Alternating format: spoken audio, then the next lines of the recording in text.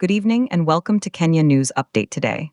I'm your host, and we're diving deep into a story that connects the world of elite sports, cultural reclamation, and global politics. Tonight, we analyze Chelsea's dramatic 2-1 extra time victory over Manchester United in the Women's FA Cup, but we're framing it within a much larger, more provocative conversation. A conversation about power, legacy, and who gets to write history. This is a 12-minute deep dive. Our story begins on a chilly evening in London, on February 22nd, 2026. At Kingsmeadow, the home of Chelsea women, a fifth-round FA Cup tie unfolded that would require 120 grueling minutes to decide. The final score, Chelsea 2, Manchester United 1. The hero, according to the headlines, was American defender Naomi Girma, who powered home a header in the 99th minute to send the Blues through to the quarterfinals. But the narrative, as we'll see, is rarely that simple. This match was a microcosm of modern football's financial and tactical arms race, and it provides a perfect entry point to discuss a parallel battle being waged not on the pitch, but in the hallowed halls of Western museums. First, let's break down the game itself. Chelsea, the dominant force in English women's football for the better part of a decade, faced a Manchester United side that has invested heavily to challenge that supremacy. The statistics from the match tell a story of relentless pressure. Chelsea finished the match with a dominant 62% of possession. They unleashed a staggering 24 total shots towards Mary Earps's goal. Of those, 9 were on target, forcing the England number 1 into 7 saves. Manchester United, playing largely on the counter, managed only 8 shots total, with just 3 on target. The expected goals metric, a modern statistical measure of chance quality, heavily favored Chelsea at 2.8 to United's 0.7. Yet, for all that dominance, the score remained deadlocked until the 78th minute. That's when the legendary Sam Kerr, Chelsea's all-time leading scorer, broke the deadlock. A precise cross from the right flank found the Australian striker, who swept the ball home first time for her 127th goal in Chelsea blue. Seemed like the decisive moment. But United, demonstrating the resilience that has become their trademark under manager Mark Skinner, struck back almost immediately. Just 3 minutes later, in the 81st minute, Canadian midfielder Simi Awujo latched onto a loose ball at the edge of the box and fired a low drive that deflected past Chelsea keeper Hannah Hampton. 1-1. The game would ultimately require 30 additional minutes, where Naomi Girma's set-piece prowess decided the contest. Now, let's zoom out from the 99 minutes of play. This match represents a colossal financial investment. Chelsea's women's team, while not publishing separate figures, is understood to operate with one of the top 3 budgets in the Women's Super League, estimated to be well in excess of £8 million annually. Manchester United's investment since fully professionalizing their women's side has been similarly aggressive. The combined market value of the 22 starters in this FA Cup clash is estimated by transfer data analysts to be over £45 million. This is no longer a sideshow, it's big business. The global television audience for this single fifth-round cup tie is projected to be in the region of 2.3 million viewers across 150 territories. The prize money for winning the Women's FA Cup is £100,000, but the real value is in prestige and Champions League qualification.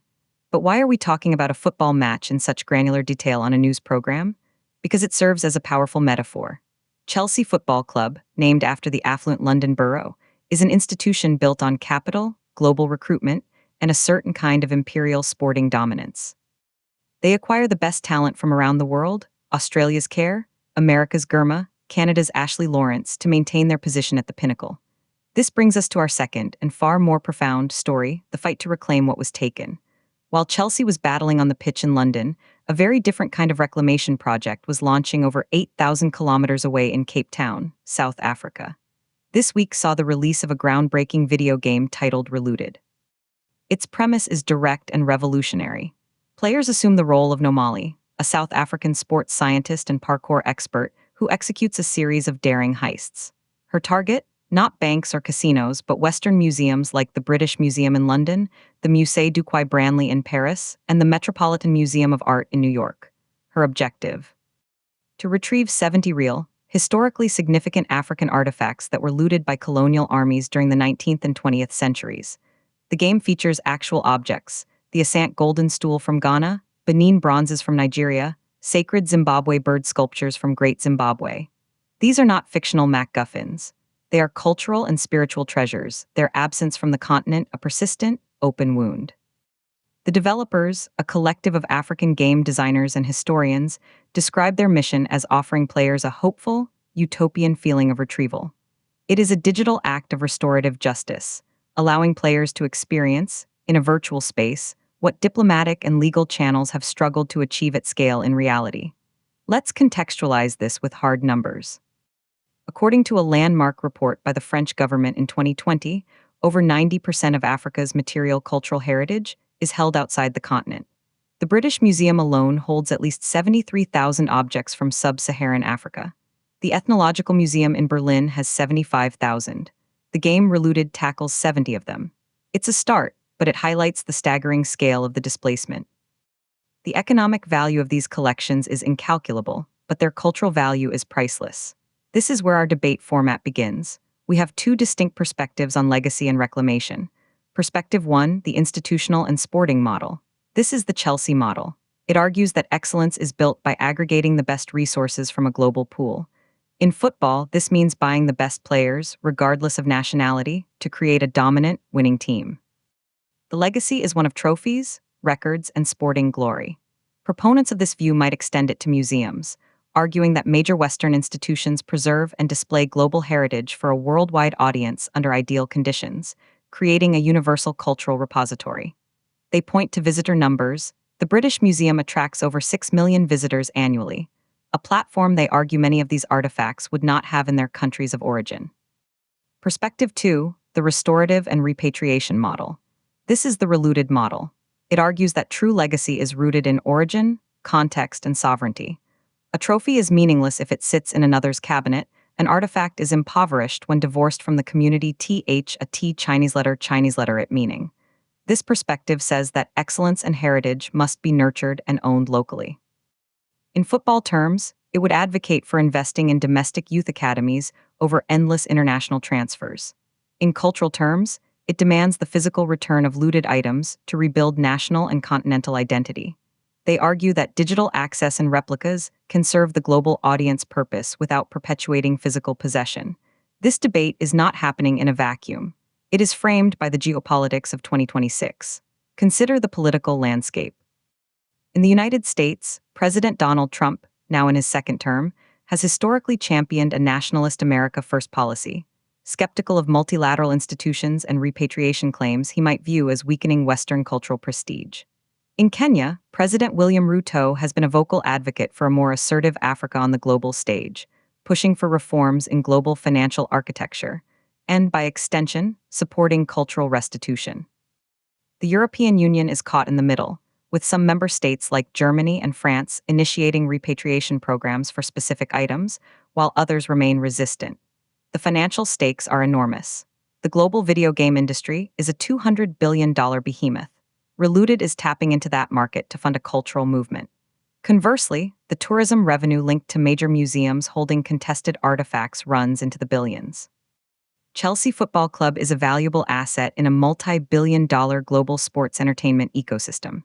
The flows of capital, whether for a star striker's transfer fee, a video game's development budget, or a museum's endowment, are the lifeblood of these competing models of legacy. So, what does the future hold? Let's project forward. In football, the financial gap may continue to widen. Chelsea's revenue streams from their men's team, commercial deals, and continued success fuel the women's team. Their model seems sustainable as long as the wins keep coming. But there is a growing regulatory push, from financial fair play in Europe to potential redistribution models, that could challenge this concentration of talent. The game itself is changing. The physical and tactical demands illustrated by that 120-minute cup tie are greater than ever. In the cultural sphere, the pressure is building. Relooted is part of a broader digital and activist wave. Social media campaigns, 3D scanning projects creating perfect digital twins, and sustained diplomatic pressure are creating a new paradigm. The argument is shifting from if to how and when. Some museums are exploring long-term loans, shared curation, and co-ownership models. But for many, especially the descendants of those from whom the objects were taken, only full, unconditional repatriation will suffice. It is a process that will take decades and require navigating incredibly complex legal and historical waters. Ultimately, both stories, Chelsea's hard-fought win and Nomali's digital heists, are about agency. Who has the power to control the narrative? Who gets to claim victory? Who owns history? For 99 minutes at Kingsmeadow, Chelsea controlled the narrative through possession, pressure, and a decisive goal. They wrote the headline. Relooted seeks to flip that script entirely. It says the game isn't over. It says the final whistle hasn't blown on history. It offers a controller to those who have been sidelined and says, your turn. In a world where soft power is increasingly fought in stadiums and in virtual spaces, these battles over legacy matter. They shape how nations see themselves and how they are seen by others. They are about more than trophies or artifacts. They are about justice, identity, and the right to tell your own story. The final score in either arena is never just a number. It's a statement. This has been a Kenya News Update Today deep dive. Thank you for watching.